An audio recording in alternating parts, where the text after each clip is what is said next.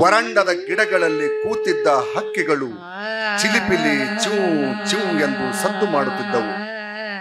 ಮನೆ ಯಜಮಾನಿ ಹಸೀನಾ ಹೊರಬಂದಳು. ಕೈಯಲ್ಲಿದ್ದ ಧಾನ್ಯ ತುಂಬಿದ ತಟ್ಟೆಯನ್ನ ನೋಡುತ್ತಿದ್ದಂತೆ ಹಕ್ಕಿಗಳು ಗಿಡದಿಂದ ಹಾರಿ ಅಂಗಳ ಸೇರಿದವು. ಬಣ್ಣ ಬಣ್ಣದ ಹಕ್ಕಿಗಳಿಂದ ಅಂಗಳದಲ್ಲಿ ರಂಗೋಲಿಯ ಚಿತ್ತಾರ ಅರಳಿತು. ನಾನಾರೆಂಬುದು ನಾನಲ್ಲ ಕಥಾಲಪಕ್ಕೆ ಮತ್ತೊಮ್ಮೆ ನಿಮ್ಮೆಲ್ಲರಿಗೂ ಆತ್ಮೀಯ ಸ್ವಾಗತ ಸುಸ್ವಾಗತ.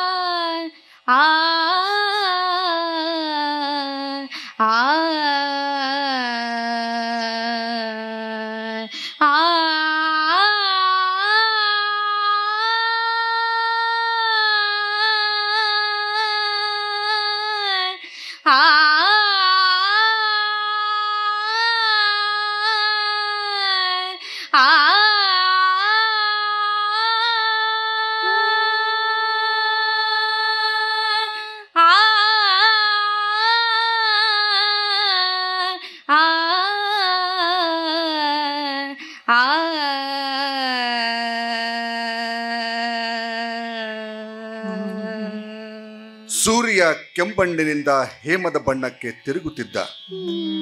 ವರಂಡದ ಗಿಡಗಳಲ್ಲಿ ಕೂತಿದ್ದ ಹಕ್ಕಿಗಳು ಚಿಲಿಪಿಲಿ ಚೂ ಚೂ ಎಂದು ಸದ್ದು ಮಾಡುತ್ತಿದ್ದವು. ಮನೆ ಯಜಮಾನಿ ಹಸೀನಾ ಹೊರಬಂದಳು. ಕೈಯಲ್ಲಿದ್ದ ಧಾನ್ಯ ತುಂಬಿದ ತಟ್ಟೆಯನ್ನ ನೋಡುತ್ತಿದ್ದಂತೆ ಹಕ್ಕಿಗಳು ಗಿಡದಿಂದ ಹಾರಿ ಅಂಗಳ ಸೇರಿದವು. ಬಣ್ಣ ಬಣ್ಣದ ಹಕ್ಕಿಗಳಿಂದ ಅಂಗಳದಲ್ಲಿ ರಂಗೋಲಿಯ ಚಿತ್ತಾರ ಅರಳಿತು.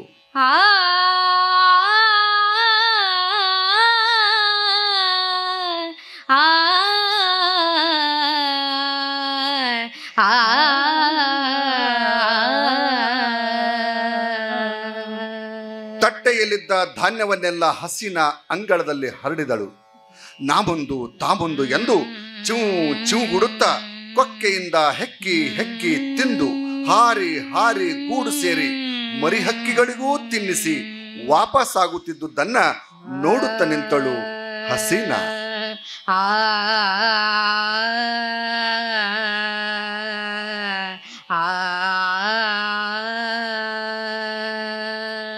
ಹಸೀನಾಳ ಪಕ್ಷಿ ಪ್ರೀತಿ ಕಂಡು ಎಷ್ಟೋ ಜನ ಹೊಟ್ಟೆ ಕಿಚ್ಚು ಪಟ್ಟಿದ್ದುಂಟು. ಪಕ್ಷಿಗಳನ್ನ ತನ್ನ ಮಕ್ಕಳೆಂದೇ ಭಾವಿಸಿದ ಹಸೀನಾ ತಾನು ಮಕ್ಕಳಿಲ್ಲದವಳು ಎಂಬುದನ್ನೇ ಮರೆತಿದ್ದಳು. ಹೊಟ್ಟೆ ತುಂಬ ತಿಂದ ಹಕ್ಕಿಗಳು ಹಸೀನಾಳ ಸುತ್ತ ಸುತ್ತಿ ಹಾರಾಡಿ ಮುದ್ದಿಸಿದಂತೆ ಮಾಡಿ ಗೂಡು ಸೇರುತ್ತಿದ್ದವು. ಇದು ಅವಳ ನಿತ್ಯದ ಕಾಯಕ.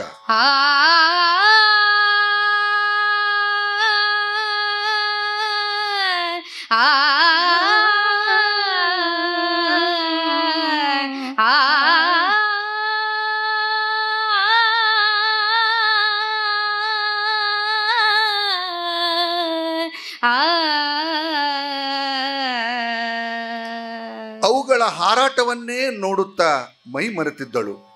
ಎಂಟಾಯಿತು ಅಂತ ಮನೆಯ ಗಡಿಯಾರದ ಘಂಟೆನಾದ ಹಸೀನಾಳನ್ನ ಎಚ್ಚರಿಸಿತು. ಮಲಗಿದ್ದ ಗಂಡನನ್ನ ಎಬ್ಬಿಸುವುದಕ್ಕೆ ಗಡಬಡಿಯಿಂದ ಒಳಗೆ ಓಡಿದಳು.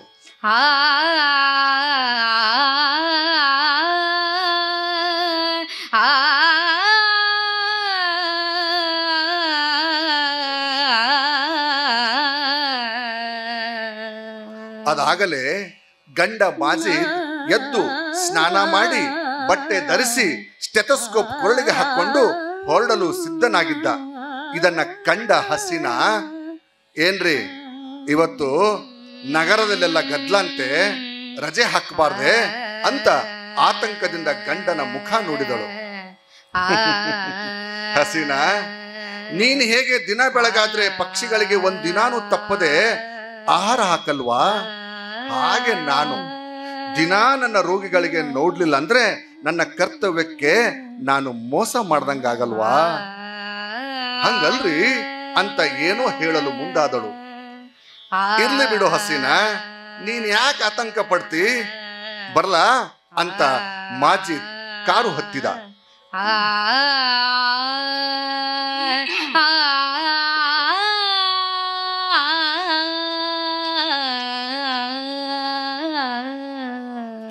ಕಾರು ನಡೆಸುತ್ತಾ ರಸ್ತೆಯ ಇಕ್ಕೆಲದಲ್ಲಿ ಗುಂಪು ಗುಂಪಾಗಿ ನಿಂತಿದ್ದ ಜನರನ್ನ ಕಂಡ ಮಾಜಿದ್ ಆತಂಕಕ್ಕೀಡಾದ.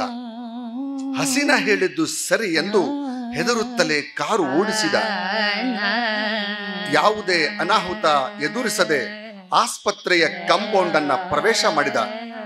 ಅತ್ತ ರೋಗಿಗಳು ಬಾಬ್ರಿ ಮಸೀದಿ ಗದ್ಲ ಮುಗಿತು, ಈಗ ಈದ್ಗಾ ಮೈದಾನದ ಗದ್ಲ ಶುರುವಾಗಿದೆ. ವೈದ್ಯ ಮಾಜಿದ್ ಆಸ್ಪತ್ರೆಗೆ ಬರ್ಲಿಕ್ಕಿಲ್ಲ ಅಂತ ಆತಂಕದಲ್ಲಿದ್ದರು. ದಾದಿಯರು ಅದನ್ನೇ ಹೇಳಿದ್ದರು.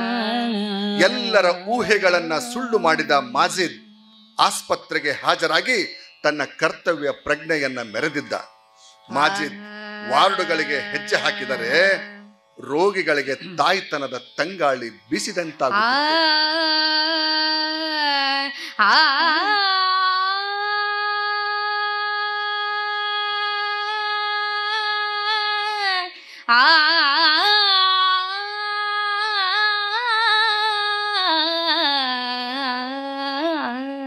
ಕೈ ಮುಟ್ಟಿ ನೋಡಿದರಂತೂ ರೋಗಿಗಳಲ್ಲಿ ಜೀವವೇ ಬಂದು ಸಾಯುವ ದಿನಗಳು ಸಮೀಪ ಸುಳಿಯುತ್ತಿರಲಿಲ್ಲ. ಅಂಥ ಕೈಗುಣದ ಮಾಜಿದ್ ವಾರ್ಡ್ ಸುತ್ತಾಕಿ ಕೊಠಡಿ ಸೇರಿದಾಗ ಬರೋಬ್ಬರಿ ಮಧ್ಯಾಹ್ನದ 1 ಗಂಟೆ. ಸಿಸ್ಟರ್ ಅಂತ ಕೂಗಿದ. ಸಾರ್ ಅಂತ ಕಿವಿಗೊಟ್ಲು. ಏನಿಲ್ಲಮ್ಮ, ಒಂದು ಕಪ್ ಟೀ ತರಿಸಿ ಅಂದ. ಮಾಜಿದ್ ಚೇರ್ ಮೇಲೆ ಹೋಗಿ ಆಸೀನನಾಗಿ ಕಣ್ಮುಚ್ಚಿ ಕೆಲ ಹೊತ್ತು ವಿಶ್ರಾಂತಿಗೆ ಜಾರಿದ. ಅಷ್ಟರಲ್ಲಿ ಜವಾನ ಬಂದು, ಸಾರ್ ನಿಮಗೆ ಯಾರೋ ಕೇಳ್ಕೊಂಡು ಬಂದಾರ ಅಂದ. ಸರಿ ಕರಿಯಪ್ಪ ಅಂತ ಹೇಳಿ ಅಕ್ಕಪಕ್ಕದ ಸಾಮಾನುಗಳನ್ನೆಲ್ಲ ಸರಿಪಡಿಸಿ ಮಾಜಿದ್ ಶಿಸ್ತಾಗಿ ಕೂತ.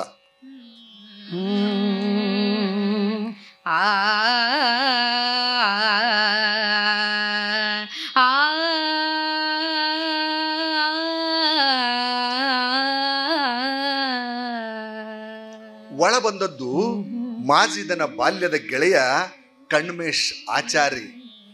ತಲೆಯ ಮೇಲೆ ಟೋಪಿ, ಮಾಸಿದ ಬಿಳಿ ಜುಬ್ಬ ಧರಿಸಿದ ವ್ಯಕ್ತಿಯನ್ನ ಕಂಡಾಗ ಅರೆಬರೆ ಗುರ್ತು ಸಿಕ್ಕಿತ್ತು. ಆಚಾರಿ ಕಣ್ಮೇಶ ಅಲ್ಲ ಅಂತ ಕೇಳುತ್ತಲೇ ಇಬ್ಬರು ಕೈ ಕುಲುಕಿ ಆಲಂಗಿಸಿಕೊಂಡರು.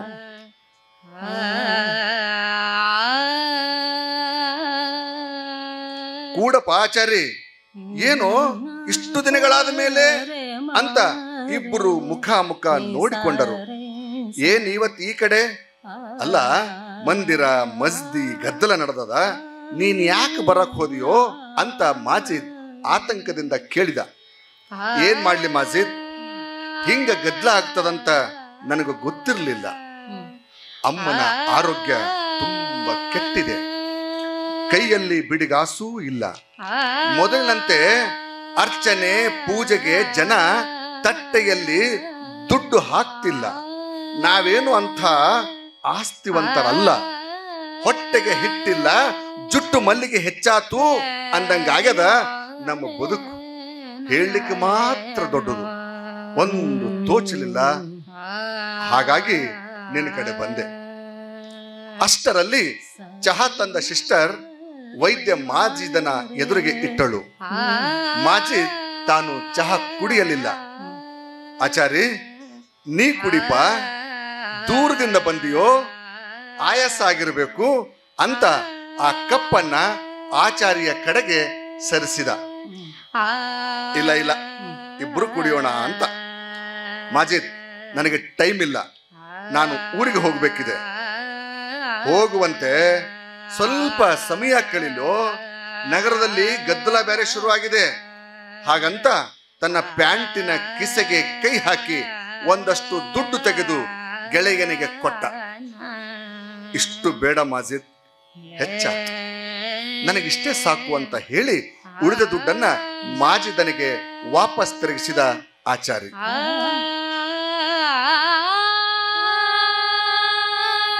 ಏನ್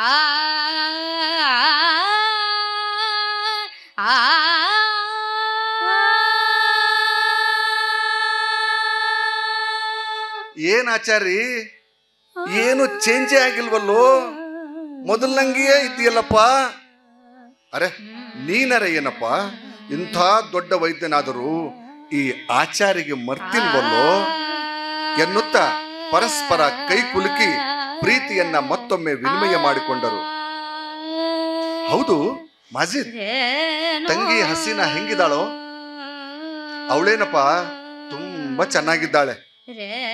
ಅಂದಂಗೆ ಆಚಾರಿ, ಊರಲ್ಲಿ ಆ ಹಲಗಿ ಚಂದಪ್ಪ, ಆ ಶಾಣಗೌಡ ಇವರೆಲ್ಲ ಹೆಂಗಿದಾರೋ? ಏನ್ ಕೇಳ್ತಿ ಮಾಜಿದ್, ಚಂದಪ್ಪ ತುಂಬಾ ಬಡತನದಲ್ಲಿದ್ದಾನೆ. ಶರಣಗೌಡ ನಿತ್ಯ ಕೂಲಿ ಮಾಡಿ ಜೀವನ ಮಾಡ್ತಾನೆ. ನಾವು ಆಗ ಓದಿದ್ದರೆ ಅಂತ ಮುಖ ಸಣ್ಣ ಮಾಡಿದ್ದರಿಂದ ಆಚಾರ್ಯ ಮಾತುಗಳಿಗೆ ಮೌನ ಆವರಿಸಿತು. ಇದೇನು ಮಾಜಿದ್, ಈದ್ಗ ಬಾಬ್ರಿ ಮಸೀದಿ ಇವೆಲ್ಲ ಆತಂಕ ಸೃಷ್ಟಿ ಮಾಡಕತ್ತಾವು. ಆಚಾರಿ ಮಾತು ಬೆಳೆಸಿದ.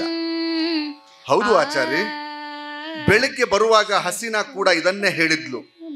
ಇವತ್ತು ಕೆಲ್ಸಕ್ಕೆ ಹೋಗ್ಬೇಡಿ ಅಂತ ಹಠ ಹೇಳಿದ್ಲು. ಒಂದು ವೇಳೆ ನಾನು ಬರದಿದ್ದರೆ ನಿನ್ನನ್ನ ನೋಡಕ್ ಆಗ್ತಿತ್ತೇನೋ? ಇವತ್ತೇ ಒಂದೀಟು ಬಿಡುವಿನಿಂದ ಕೂತಿದ್ದೇನೆ. ಯಾಕೆ ಗೊತ್ತಾ, ಪೇಷಂಟೇ ಇಲ್ಲ. ಹಾಗಂತ ಹೇಳಿ ಧರ್ಮ ಜಾತಿ ಹೆಸರಿನಲ್ಲಿ ಕುಯುಕ್ತಿ ನಡೆಸುತ್ತಿದ್ದಾರೆ ಅಂತ ಇಬ್ಬರು ಮರುಗಿದರು. ನಮ್ಮ ಬಾಲ್ಯ, ನಮ್ಮೂರು ಬಹಳ ಚಂದಿತ್ತಪ್ಪ. ಈಗ ಸ್ನೇಹ, ವಿಶ್ವಾಸ, ಸಂಬಂಧಗಳಿಗೆ ಬೆಲೆನೇ ಇಲ್ದಂಗಾಗ್ಯದ. ಹೌದು ಆಚಾರಿ, ನೀನರ ಊರಾಗಿರ್ತಿ, ಇದು ನಗರ. ಎಲ್ಲೋ ಮಂದಿರ ಮಸ್ಜಿದ ಬೀಳಿಸ್ತಾರ, ಎಲ್ಲೋ ಜಂಡ ಹಾರಿಸ್ತಾರ. ಇದರಿಂದ ಕೋಮು ಕಲಹ, ಹೊಡೆದಾಟ, ಗದ್ದಲ, ಛೇ ಛೇ ಛೇ ಛೇ ಛೇ ಎನ್ನುತ್ತಾ ಬೇಸರದ ಉಸಿರು ಬಿಟ್ಟ ಮಾಜಿದ್. ಮಾಜಿದ್, ಇದು ಹಳ್ಳಿಗಳಿಗೂ ಬಂದಾದ? ಹೌದಾ ಎಂದು ಮಾಜಿದ್ ಆತಂಕದಿಂದ ಕೇಳಿದ.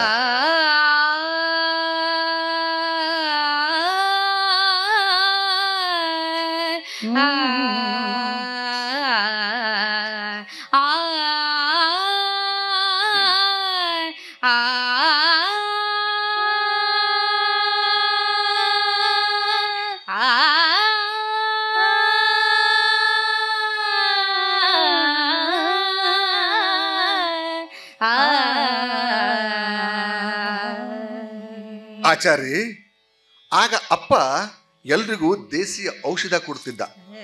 ಜಾತಿ ಮತ ಯಾವುದು ಕೇಳ್ತಿರ್ಲಿಲ್ಲ. ನೀನು, ನಾನು, ಆ ಚಂದ್ರು, ಶಾಣು ಎಲ್ಲೆಂದರಲ್ಲಿ ಆಟ ಆಡ್ತಿದ್ವಿ, ಊಟ ಮಾಡ್ತಿದ್ವಿ. ಯಾರರೆ ಏನರೆ ಅಂತಿದ್ರೇನು, ಭೇದ ಭಾವ ಇಲ್ಲದೆ ಮಂದಿರ ಮಸೀದಿನಾಗ ಓಡಾಡ್ತಿದ್ವಿ, ಮೊಹರಂ ಮಾಡ್ತಿದ್ವಿ. ಯಾರು ಬೇಕಾದ್ರೂ ಫಕೀರ ಬಾವ ಆಗ್ತಿದ್ರು, ದೇವ್ರ ಹೊರತಿದ್ರು.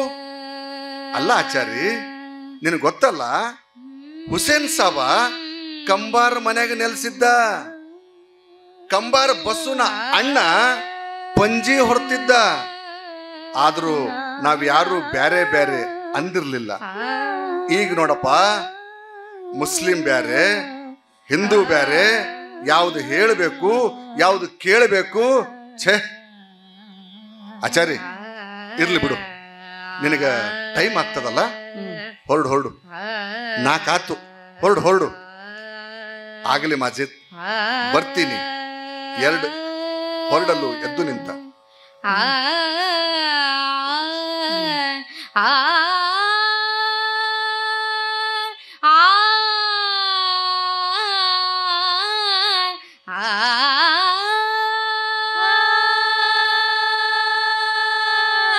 ಗೆಳೆಯ, ಅಮ್ಮನ್ನ ಚೆನ್ನಾಗಿ ನೋಡ್ಕೋರು. ಆಗಲಿ ಗೆಳೆಯ. ಹಾಗಂತ ಆಚಾರಿ ಹೋದ ಮೇಲೆ ದಾರಿಯನ್ನೇ ಕೆಲ ಹೊತ್ತು ಮಾಜಿದ್ ನೋಡುತ್ತಾ ನಿಂತ. ಒಳಬಂದು ರೂಮಿನಲ್ಲಿ ಯೋಚಿಸುತ್ತಾ ಕುಳಿತ. ಯಾವುದು ಸೊಗಸು ಅನ್ನಿಸಲೇ ಇಲ್ಲ. ಆತಂಕದ ನಡುವೆ ಮಾಜಿದ್ ಮನೆ ಕಡೆ ಹೊರಟ. ಗಂಟೆ 6 ಆದ್ರೂ ಗಂಡ ಬರಲಿಲ್ಲ. ತುಂಬ ಕಿರಿಕಿರಿ ಬೇರೆ ನಡೆದಿದೆ. ಹಾಗಂತ ಹಸೀನಾ ಗಂಡನ ದಾರಿಯನ್ನೇ ನೋಡುತ್ತಿದ್ದಳು. ಗಂಡನ ಆಗಮನ ಹಸೀನಾಳ ಮುಖದಲ್ಲಿದ್ದ ಆತಂಕ ದೂರ ಮಾಡಿತು. ಎದುರುಗೊಂಡು ನೀರು ಕೊಟ್ಟಳು. ನೀರು ಕುಡಿಯುತ್ತಾ, ಗೆಳೆಯ ಆಚಾರಿ ಬಂದದ್ದು, ಅವರಮ್ಮನಿಗೆ ಆರೋಗ್ಯ ಸರಿ ಇಲ್ಲ ಅಂತ ಹೇಳಿದ್ದು, ನಾನು ಅವನಿಗೆ ದುಡ್ಡು ಕೊಟ್ಟದ್ದು ಎಲ್ಲವೂ ಹೆಂಡತಿಯ ಎದುರಿಗೆ ಒಪ್ಪಿಸಿದ ಮಾಜಿ.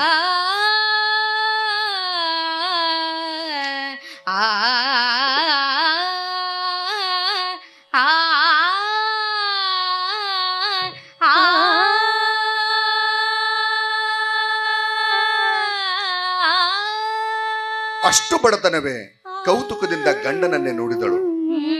ಹಸೀನಾ, ನಿನಗೆ ಗೊತ್ತಿಲ್ಲ, ಅಪ್ಪ ಊರಲ್ಲಿ ನಾಟಿ ವೈದ್ಯ ಆಗಿದ್ದ. ಆದರೂ ಅಪ್ಪನಿಗೆ ಆರೋಗ್ಯ ಹದಗೆಟ್ಟಿತ್ತು. ಅಪ್ಪ ಬೇಹೋಶ್ ಆಗಿದ್ದ. ಅಳ್ತಾ ಆಚಾರ್ಯ ತಂದೆಯ ಕಡೆಗೆ ನಾನು ಓಡಿ ಹೋದೆ. ಚಂದ್ರು ಶರಣಗೌಡ ನನ್ನನ್ನೇ ಹಿಂಬಾಲಿಸಿದರು. ಅಪ್ಪನಿಗೆ ಹಿಂಗಾಗಿದೆ ಅಂತಾಗ ಗಾಡಿ ಕಟ್ಟಿಸಿ ಊರು ಕೇರಿಯವರೆಲ್ಲರೂ ಆಸ್ಪತ್ರೆಗೆ ಹೋದೆವು. ನಮ್ಮ ಸ್ಥಿತಿ ಎಲ್ಲರೂ ಮರಗಿದರು. ವೈದ್ಯರು ಎಷ್ಟೇ ಪ್ರಯತ್ನ ಮಾಡಿದರೂ ಅಪ್ಪ ಉಳಿಯಲಿಲ್ಲ. ಮಾಡುವುದೇನು? ಊರು ಕೇರಿಯವರೆಲ್ಲ ಸೇರಿ ಅಂತಿಮ ಸಂಸ್ಕಾರ ಮಾಡಿದರು. ಅಂದೇ ನಿರ್ಧರಿಸಿದೆ, ನಾನು ವೈದ್ಯ ಆಗಬೇಕು ಅಂತ. ನನ್ನ ಓದಿಗೆ ಆಚಾರ್ಯ ತಂದಿನೇ ಸಹಾಯ ಮಾಡಿದ್ದು. ಆಗ ನಮಗೆ ಜಾತಿ ಧರ್ಮ ಯಾವುದು ಅಡ್ಡ ಬಂದಿಲ್ಲ. ಆದ್ರೆ ಈಗ ಪ್ರತಿಯೊಂದಕ್ಕೂ ಜಾತಿ ಧರ್ಮ, ಜಾತಿ ಧರ್ಮ. ಅವನದು ಆ ಧರ್ಮ, ಇವನದು ಈ ಧರ್ಮ. ಛೆ! ಮೌನಕ್ಕೆ ಶರಣಾದ ಮಾಜಿದ್.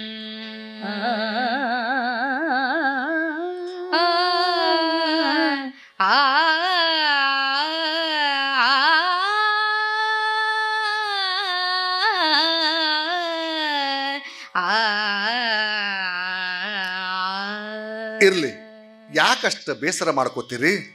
ಚಹಾ ತರ್ತೀನಿ ಅಂತ ಅಡುಗೆ ಮನೆಗೆ ಓಡಿದಳು ಹಸೀನಾ. ಗಳಿಗೊತ್ತು ಕಳಿತು. ಹಸೀನಾ ಚಹಾ ತಂದು ಕೊಟ್ಟಳು. ಚಹಾ ಕುಡಿಯುತ್ತಾ, ಹಸೀನಾ, ನಿನಗೆ ಗೊತ್ತಿಲ್ಲ, ನಾ ಲಖನೌದಾಗಿದ್ದಾಗ ಒಂದು ಘಟನೆ ನಡೀತು ಅಂತ ಮಾಜಿದ್ ಹೇಳುತ್ತಿರಬೇಕಾದ್ರೆ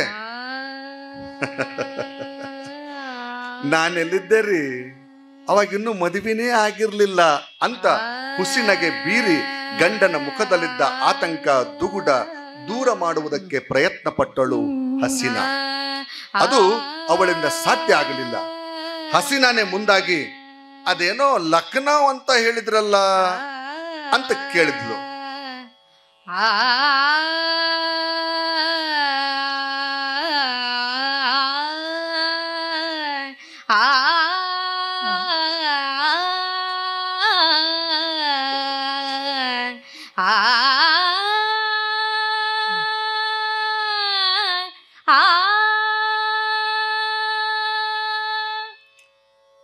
ಹತ್ತು ವರ್ಷಗಳ ಕೆಳಗಿನ ಮಾತು. ಹಗಲು ರಾತ್ರಿ ಎನ್ನದೆ ಆಸ್ಪತ್ರೆಯಲ್ಲಿ ಕೆಲಸ ಮಾಡ್ತಿದ್ದೆ. ಮಾಡ್ತಾ ಮಾಡ್ತಾ ಹೊಸ ಔಷಧಿಯನ್ನ ಕಂಡು ಹಿಡಿದಿದ್ದೆ. ಯುವ ವೈದ್ಯನಿಗೆ ಕೊಡುವ ಪ್ರಶಸ್ತಿ IMAನವರು ನನಗೆ ಕೊಡುವುದಾಗಿ ನಿರ್ಧರಿಸಿ ಪ್ರಶಸ್ತಿ ಸ್ವೀಕರಿಸುವುದಕ್ಕೆ ಬರಬೇಕು ಅಂತ ಪತ್ರ ಬರೆದಿದ್ದರು. ದವಾಖಾನೆಯಲ್ಲಿ ಹೆಚ್ಚು ಕಾಲ ಕಳಿತ ಊರಿಗೆ ಹೋಗುವುದನ್ನೇ ಮರೆತಿದ್ದೆ. ಲಖನೌದಿಂದ ಬೆಳಗಿನ 10 ಗಂಟೆಗೆ ವಿಮಾನಕ್ಕೆ ದೆಹಲಿಗೆ ಹೋಗಬೇಕು. ಆದ್ರೆ ಸ್ವಲ್ಪ ತಡವಾಗಿ ನಿಲ್ದಾಣಕ್ಕೆ ಹೋದೆ. ವಿಮಾನ ಹೊರಟು ಹೋಗಿತ್ತು. ಏನೂ ತೋಚದಾಯಿತು. ಕಾರ್ಯಕ್ರಮ ಸಾಯಂಕಾಲ. 5-6 ತಾಸುಗಳಲ್ಲಿ ಡೆಲ್ಲಿ ತಲುಪಬಹುದು ಅಂತ ಅಲ್ಲಿಂದಲೇ ಟ್ಯಾಕ್ಸಿ ಹೈಯರ್ ಮಾಡಿಕೊಂಡು ರೋಡ್ ಮೂಲಕ ಹೊರಟೆ. ಲಖನೌ ದಾಟಿ 10-12 ಕಿಲೋಮೀಟರ್ ಹೋಗಿರ್ಬೇಕು. ಡ್ರೈವರ್ ಕಾರು ತರುಬಿದ. ಯಾಕಪ್ಪ ನಿಂತೆ ಅಂತ ಕೇಳಿದೆ. ಗೊತ್ತಿಲ್ಲ ಸಾರ್, ರೋಡ್ ಜಾಮ್ ಆಗಿದೆ, ಕೇಳಿ ಬರ್ತೀನಿ ಕೂತಿರಿ ಅಂತ ಡ್ರೈವರ್ ಇಳಿದು ಹೋದ. ಗಳಿಗೊತ್ತು ಆದ್ಮೇಲೆ ವಾಪಸ್ ಬಂದು, ಸಾರ್, ಯಾವುದೋ ಹಿಂದೂ ಮುಸ್ಲಿಂ ಜಗಳ ಅಂತೆ ರಸ್ತಾ ರೋಕೋ ನಡೆದಿದೆ, 4 ಗಂಟೆ ಆದ್ರೂ ರೋಡ್ ಖಾಲಿ ಆಗೋ ಭರವಸೆ ಇಲ್ಲ ಅಂತ ಹೇಳ್ತಿದ್ದಾರೆ ಅಂದ. ಹೌದಾ, ಹಾಗಿದ್ರೆ ಹೇಗೆ ಮಾಡೋದು? ಸರ್, ಬೇರೆ ಮಾರ್ಗದಿಂದ ಹೋಗೋದೇ ಅನಿವಾರ್ಯ. ಬೇಡಪ್ಪ ಅಂತ ಚಿಂತಿತನಾಗಿ ಕುಳಿತೆ. ಹಿಂಗ ಕೂತ್ರೆ ಸಂಜೆ ತನಕ ಊರು ಮುಟ್ಟೋದು ಸಾಧ್ಯ ಇಲ್ಲ ಅಂದ ಡ್ರೈವರ್. ಹೌದು, ಡ್ರೈವರ್ನ ವಿಚಾರ ಕೂಡ ಸರಿ ಇದೆ. ಆಯ್ತಪ್ಪ, ನಡಿ, ನೀ ಹೇಳ್ದಂಗೆ ಆಗ್ಲಿ ಅಂತ ಸಮ್ಮತಿಸಿದೆ. ಡ್ರೈವರ್ ನಿಧಾನವಾಗಿ ಮಾರ್ಗ ಬದಲಿಸಿ ಕಾರು ಓಡಿಸಿದ. ಈಗ ತಲುಪಬಹುದು, ಇನ್ನರ್ಧ ಗಂಟೆಗೆ ತಲುಪಬಹುದು ಹಾಗಂತ ಯೋಚಿಸುತ್ತಾ ಕೂತೆ. ಎಷ್ಟು ದೂರ ಹೋದರೂ ಬರೀ ಕಾಡು, ಕಾಡು ಬಿಟ್ಟರೆ ಬೇರೇನು ಕಾಣಿಸ್ತಾ ಇಲ್ಲ.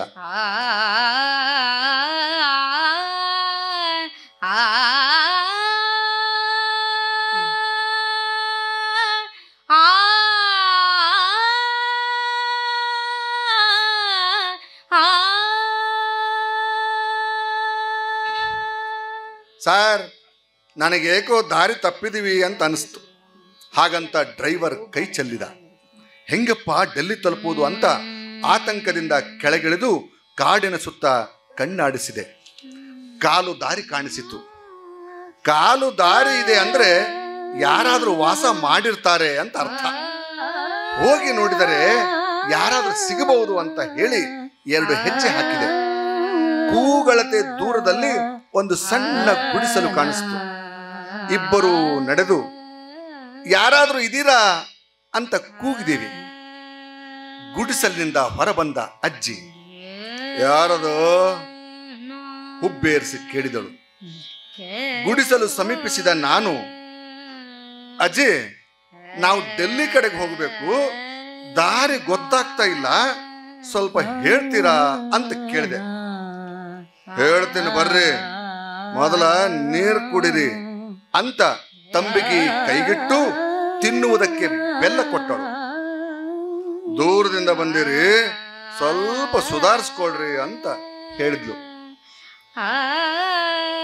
ನೀರು ಕುಡಿಯುತ್ತಾ, ಏನಿದು, ಇಂಥ ಕಾಡಿನಲ್ಲಿ ಗುಡಿಸಲು, ಅಜ್ಜಿ ಒಬ್ಬಳೆ, ಮೂಲೆಯಲ್ಲಿ ಮಂಚ ಇದೆ, ಯಾರೋ ಮಲಗಿದ್ದಾರೆ ಹಾಗಂತ ಯೋಚಿಸುತ್ತಾ ನಾನು, ಅಜ್ಜಿ, ಮನೆಯಲ್ಲಿ ಯಾರು ಕಾಣಿಸ್ತಿಲ್ಲ, ನೀವೊಬ್ರೇನಾ ಅಂತ ಕೇಳಿದೆ. ಏನ್ ಕೇಳ್ತಿತ್ತಮ್ಮ, ನಮ್ಮ ಹಣೆ ಬರ ಚಂದಿಲ್ಲೋ, ಇಲ್ಲಿ ಇರೋದು ನಾನು, ನನ್ನ ಮೊಮ್ಮಗ. 10 ವರ್ಷಗಳಿಂದ ಯಾವುದೋ ಕಾಯಿಲೆ ಅವನಿಗೆ ಬಂದದು. ಅವರ ಅಪ್ಪ ಅಮ್ಮ ದೇಶ ಸುತ್ತಿದರೂ ಆರಾಮೇ ಆಗಲಿಲ್ಲ. ಅವರಿಬ್ಬರು ಮಗನ ಚಿಂತ್ಯಾಗ ಕೊರಗಿ ಸತ್ತೇ ಹೋದ್ರು. ಈಗ ನಾ ಉಳಿದೀನಿ. ನನ್ನ ಮುಂದ ಅವ ಸಾಯ್ತಾನೋ, ಅವನ ಮುಂದ ನಾ ಸಾಯ್ತೀನೋ ಗೊತ್ತಿಲ್ಲ ಹಾಗಂತ ಅಜ್ಜಿ ಕಣ್ಣೀರು ಹಾಕಿದ್ಲು.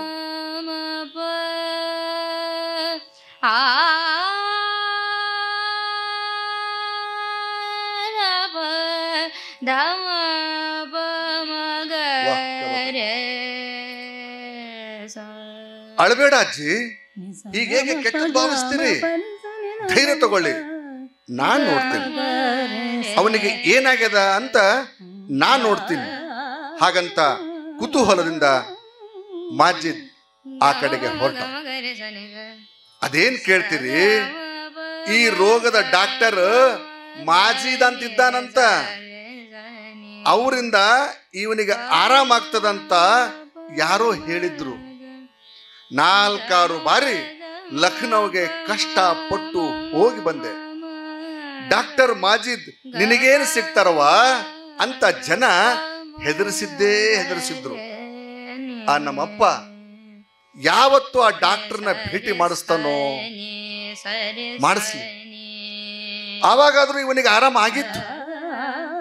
ಆ ಪುಣ್ಯಾತ್ಮ ಎಲ್ಲಿದ್ದಾನೋ, ಯಾವಾಗ ಸಿಗ್ತಾನೋ ಒಂದು ಅರ್ಥ ಆಗವಲ್ದು ಎಂದು ಅಜ್ಜಿ ತನ್ನ ವೇದನೆಯನ್ನ ವ್ಯಕ್ತಪಡಿಸಿದಳು.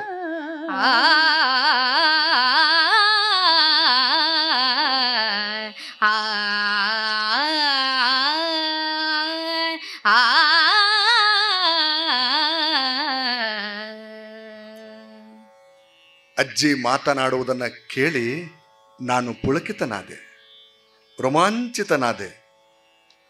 ರಿವಾರ್ಡು IMA ಕೊಡುವ 100 ಬಹುಮಾನಗಳಿಗೆ ಇದು ಸಮ ಅಂದುಕೊಂಡೆ. ಅಲ್ಲಿ ಮಲಗಿದ್ದ ಮಗುವಿನ ಕಡೆಗೆ 2 ಹೆಜ್ಜೆ ಹಾಕಿದೆ. ಏನಪ್ಪ, ನಿನಗೇನು ಬೇಕಾಗಿತ್ತು ಅಂತ ಅಜ್ಜಿ ಕೇಳಿದಳು. ಅಜ್ಜಿ, ಇಷ್ಟೊತ್ತು ನೀ ಯಾವ ಡಾಕ್ಟರ್ ಬಗ್ಗೆ ಮಾತಾಡಿದೀಯಲ್ಲ,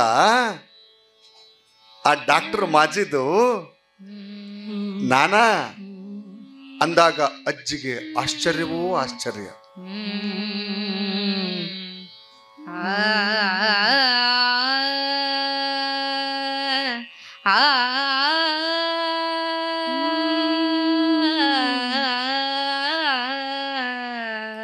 ಅಪ್ಪ, ತಂದೆ, ಇದು ಕನಸಲ್ವಾ ಎಂದು ನನ್ನ ಕಾಲು ಹಿಡಿದು ಅಜ್ಜಿ ಗೊಳೋ ಎಂದು ಅತ್ತಳು.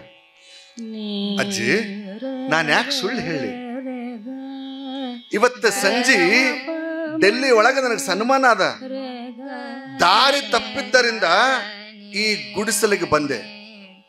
ಬಂದಿದ್ದು ಕೆಟ್ಟದೇನೂ ಆಗಲಿಲ್ಲ, ಎಲ್ಲ ಒಳ್ಳೇದೇ ಆಯ್ತು. ಹಾಗಂತ ಹುಡುಗನನ್ನ ನಾನು ಪರೀಕ್ಷೆ ಮಾಡುವುದಕ್ಕೆ ಹೊರಟೆ. ಅಜ್ಜಿ ಕುತೂಹಲದಿಂದ, ಇದು ನಮ್ಮ ವಂಶದ ಕುಡಿ, ಬದುಕುತ್ತಾ ತಂದೆ ಅಂತ ಕೇಳಿದ್ಲು. ಧೈರ್ಯ ಬೇಡಬೇಡ ಅಜ್ಜಿ, ಈಗಲೇ ಇವನನ್ನ ಲಖನೌಗೆ ಕರ್ಕೊಂಡು ನಾನು ಹೋಗ್ತೀನಿ ಅಂದೆ.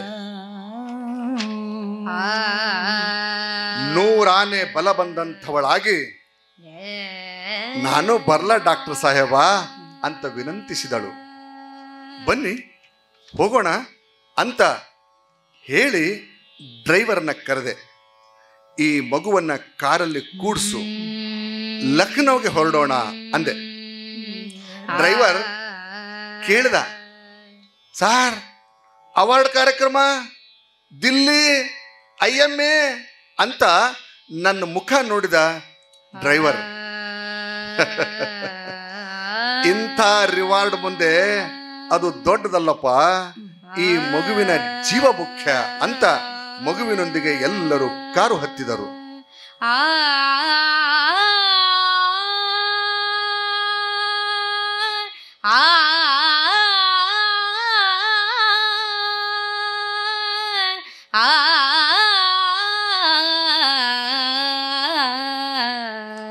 ಕಾರು ಕಾಡನ್ನ ಹಿಂದಿಕ್ಕುತ್ತ ನಾಡನ್ನ ಸೇರಿತು. ಲಖನೌ ನಗರ ನಿದ್ರೆಗೆ ಜಾರಿದ್ದರೆ ಚಂದ್ರ ಹೇಮದ ಬಣ್ಣದಿಂದ ಬೆಳ್ಳಿ ಬಣ್ಣಕ್ಕೆ ತಿರುಗಿ ಲಕಲಕ ಅಂತ ಮಿನುಗುತ್ತಿದ್ದ.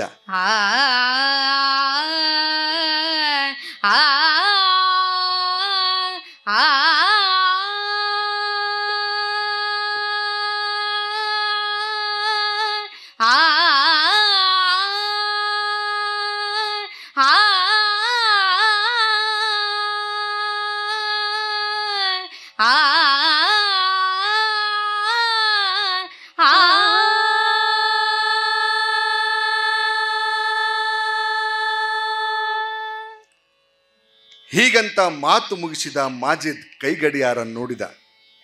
ಗಂಟೆ 11. ನನಗೆ ಹಸಿವಿಲ್ಲ ಹಸೀನಾ, ನೀನು ಊಟ ಮಾಡು ಅಂದ.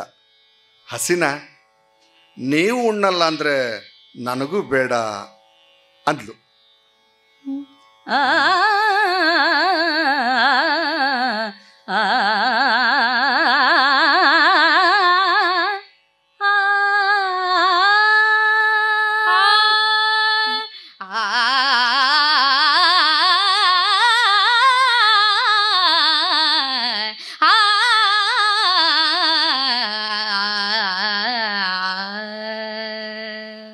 ಇಬ್ಬರು ದಿಂಬಿಗೆ ತಲೆ ಆನಿಸಿದರು.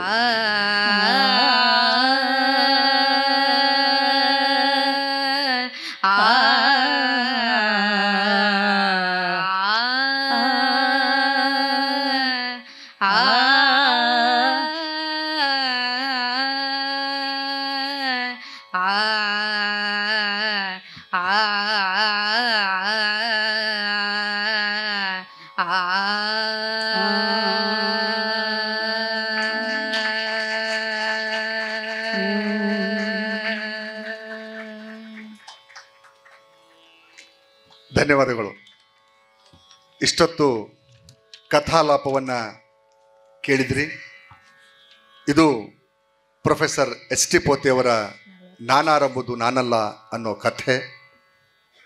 ನನ್ನ ಜೊತೆಗೆ ಸಂಗೀತದ ಆಲಾಪನೆಯನ್ನು ಮಾಡಿದಂಥವರು ಗುಲ್ಬರ್ಗಾ ವಿಶ್ವವಿದ್ಯಾಲಯದ ಸಂಗೀತ ಪ್ರಾಧ್ಯಾಪಕರಾದಂಥ ಡಾಕ್ಟರ್ ಲಕ್ಷ್ಮೀಶಂಕರ್ ಜೋಶಿಯವರು.